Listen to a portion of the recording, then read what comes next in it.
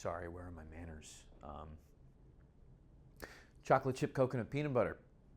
It's my daughter's favorite cookie.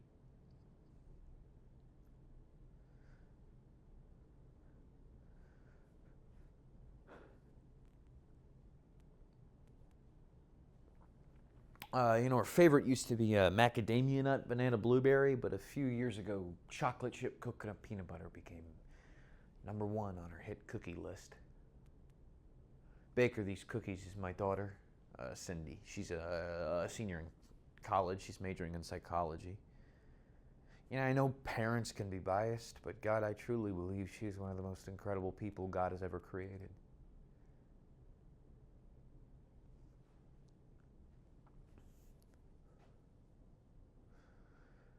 This is my son, Richard. I can describe my relationship between me and Richard in this way. For years, I believed that I was Job, and Richard was my toughest test. Somewhere between locusts and boils, there was Richard.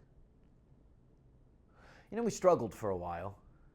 Yeah, and for a while there, I was convinced that either, he wasn't going to make it to 11 or I wasn't going to make it to 36. But, well, he grew up. I guess I did too.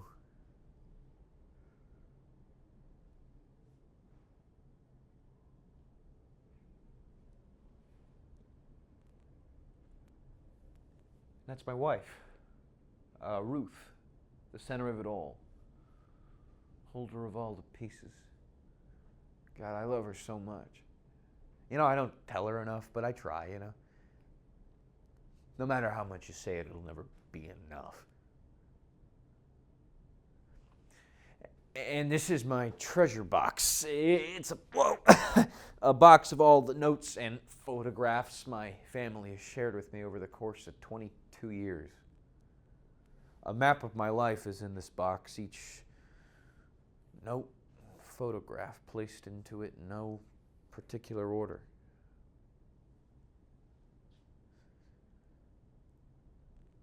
This is my family. And that's my life.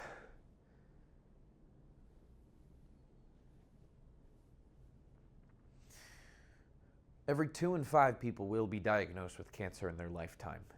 Melanoma, a form of skin cancer, only accounts for 1% of all skin cancer diagnoses.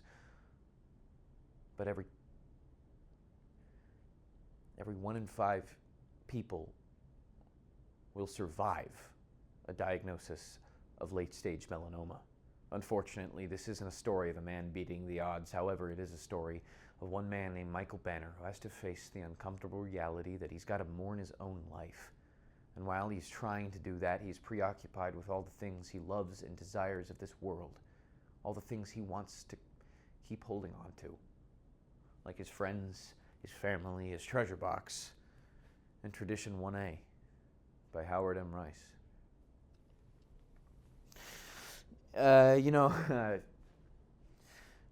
After I started putting all these notes into this box, I realized I created some sort of a tradition. I didn't have too many traditions growing up, unless you count breaking up fights between my mom and dad a tradition. My home was like a war zone. I was always either ducking or hiding from their fights, sometimes with fists and sometimes worse. So it felt good that I created this tradition. I felt as if my family was being bonded. I felt like we were becoming more special. Certainly better than the family I had before. And then something happened for me to make a new one. Change the tradition, build off of it. I don't know. Tradition 1A, I guess you could call it. I was at my annual physical with my doctor, Dr. Jenner. He was listening to my heart through the stethoscope when he noticed a small little bump on my collarbone. sort of poked at it a little, and he asked how long it had been there. And I said, well, how long has what been there? I have a lot of freckles, so I don't normally notice too many red bumps.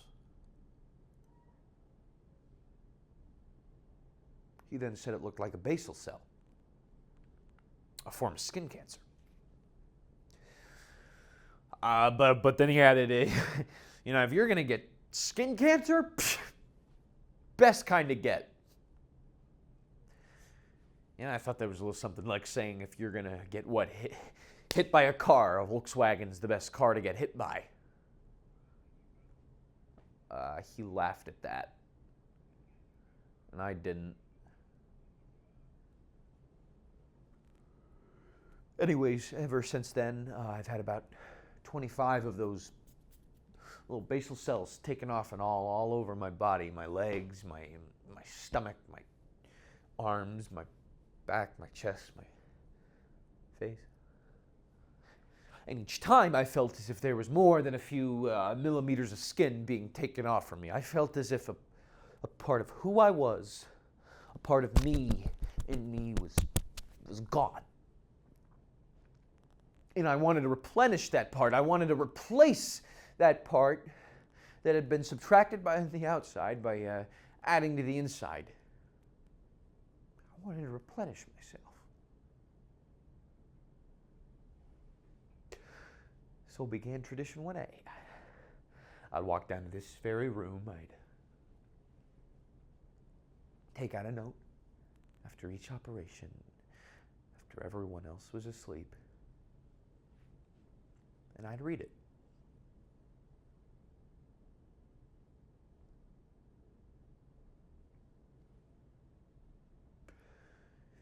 This one's for my daughter. My daughter, 5 years ago, Father's Day. It says, Dear Dad, what I wanted to say to you most today is that you were more than a father to me. You're my best friend.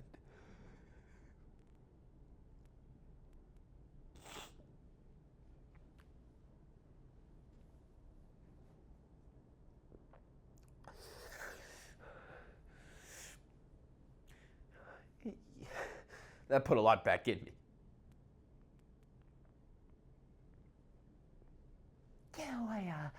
I felt like I was in a war.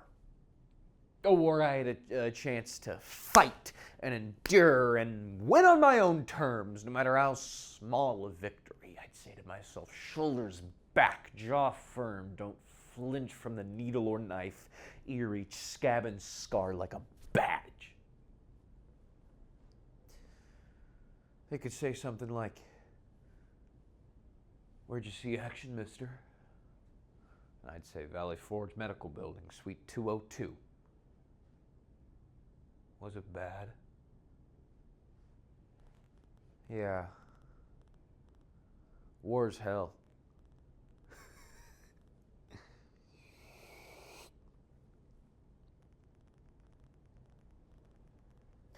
Cancer became a part of my manhood. Part of myself that I hadn't until then discovered. It made me more as it made me less.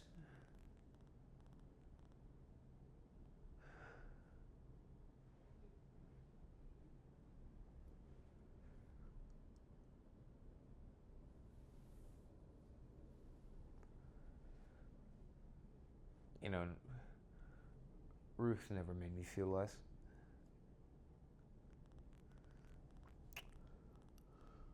Yeah, there'd be times when we were in bed,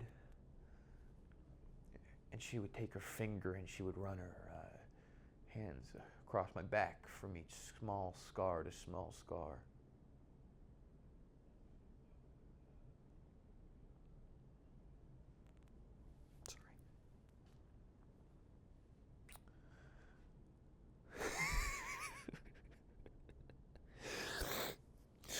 This is a good one. This is for my son. Here, I think he was about 11. Oh, for context, when he was younger, he started calling him and me Moose. I don't know. I think it started when he saw me lifting weights in the basement. He would be Little Moose, and I'd be Big Moose. So it goes, Dear Big Moose, I am very impressed with your upper body strength. I think you could kick King Kong's ass. Signed, Little Moose.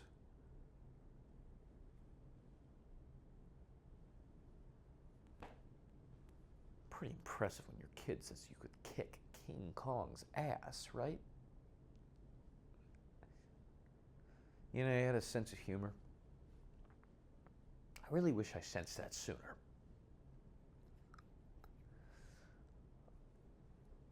It was a Wednesday night. I was Dr. Jenner's last patient. He was taking off something from the back of my shoulder when he noticed something else on the back of my neck.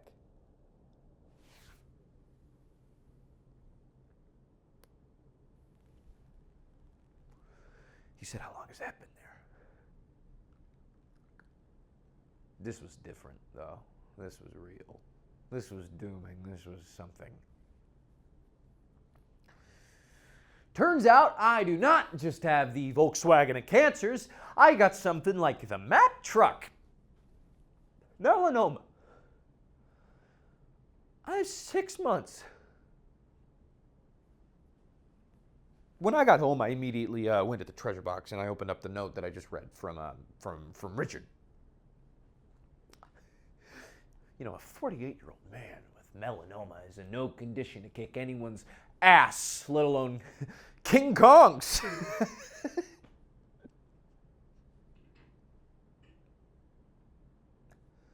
You know, I never thought about dying much.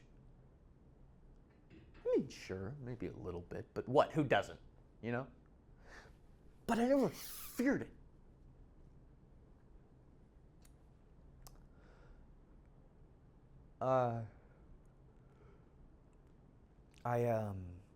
I now asked to be buried in a cemetery with a lot of trees. I really love trees. And I've willed that they should take from my body what might help someone else and cremate the rest. And there'll be a place for Ruth next to me under a big white birch tree.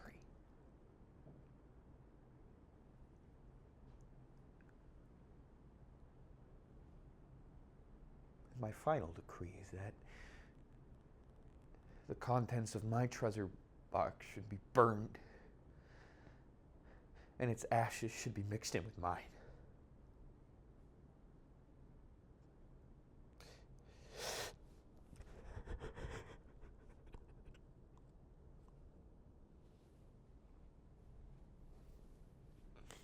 Thank you.